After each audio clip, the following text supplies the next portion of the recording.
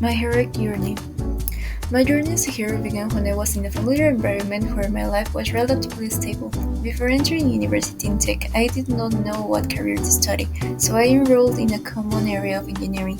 This familiar world, my home, my family, my usual friends, etc., represented my comfort zone. My days were spent in a new but familiar routine, as I was still surrounded by some friends from the past years who enrolled with me.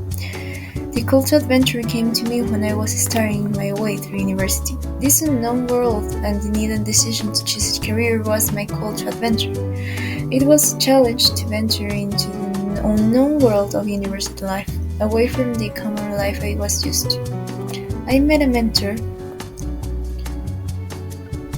who provided me with invaluable help. This mentor was a teacher we all called Merlin, who taught me physics and mathematics.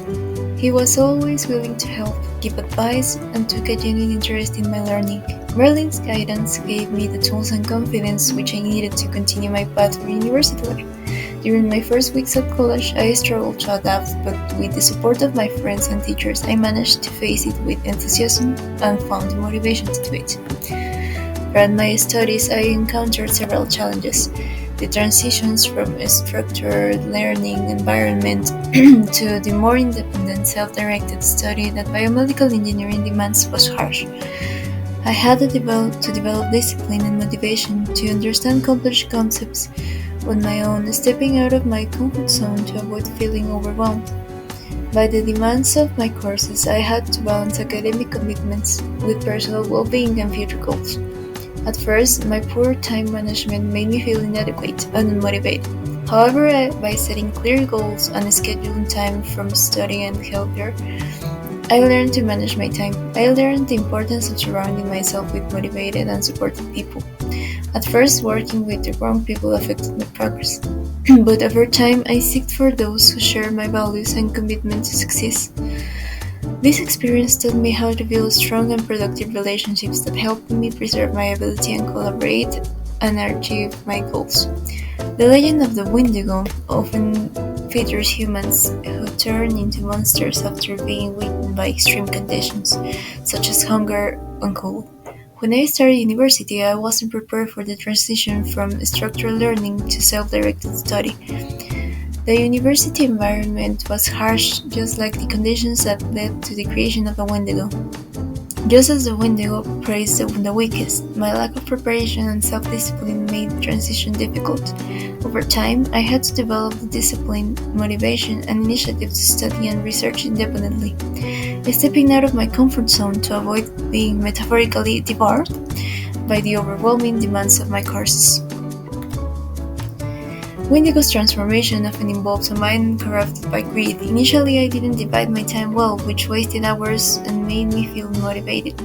This poor use of time can be compared to the greed of the Wendigo, which consumes everything in its path without satisfaction. I had to make conscious changes to balance my life, encompassing mental health, physical activity, and study. In doing so, I avoided the Wendigo's spell, finding a healthy balance in the legend of the Wendigo.